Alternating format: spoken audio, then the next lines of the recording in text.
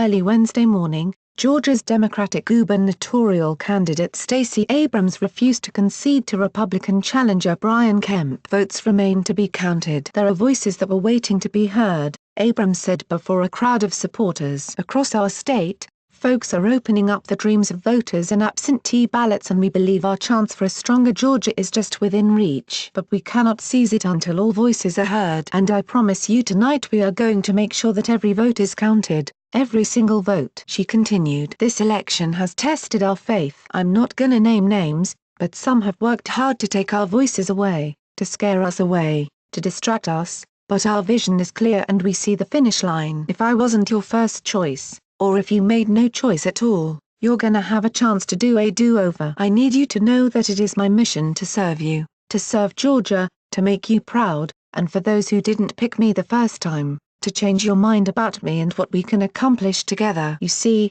I learned a long time we don't need to agree on everything, but I will always respect you, and I will do everything I can to keep you safe and help you live your best lives, because that's what leadership requires at this moment, and it is how we breathe life back into our republic when it seems to be shallow of breath. As Abrams gave her speech, NBC News reported on screen that with 99% of precincts reporting, the gubernatorial hopeful was down by 115,362 votes, or approximately 3%. According to the New York Times, with 100% of precincts reporting as of publication, Abrams still trails Kemp by 94,468 votes, or approximately 2.5%. Georgia state law dictates that if no candidate receives a majority of votes, the top two candidates enter into a runoff election. According to NBC News, such a runoff would take place on December 4. The narrow margin of Georgia's gubernatorial election results brings attention to the multiple allegations of voter suppression that have been made throughout the race. Republican candidate Brian Kemp currently serves as Georgia's Secretary of State,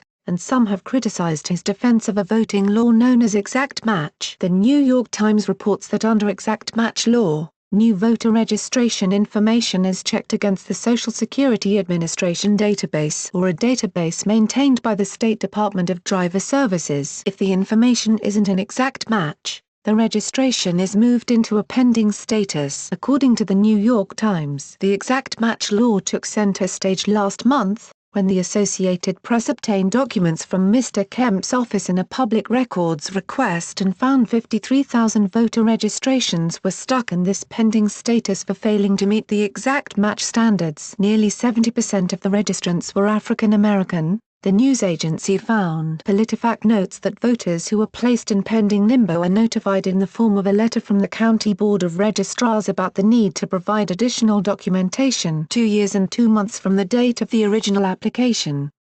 The registration is rejected if the pending individual fails to provide the requisite material to verify their identity. However, pending voters can cast a ballot as long as they produce proper photo identification at their polling place. At PolitiFact, there have been other allegations made against the Secretary of State relating to voter suppression. Kemp issued a statement in response to anger over the exact match law, which reads in part, "Under my tenure as Secretary of State, Georgia has shattered records for voter registration and turnout across all demographic groups. Now, Georgia has an online voter registration website and a dedicated website for voters to get on-demand, personalized election information. Neither existed before I took office. We have a wildly successful student ambassador program for 1,500 young adults to learn how to register their peers to vote, engage in civics, and participate in the electoral process. Voter registration in this key demographic group, which represents our nation's future leaders,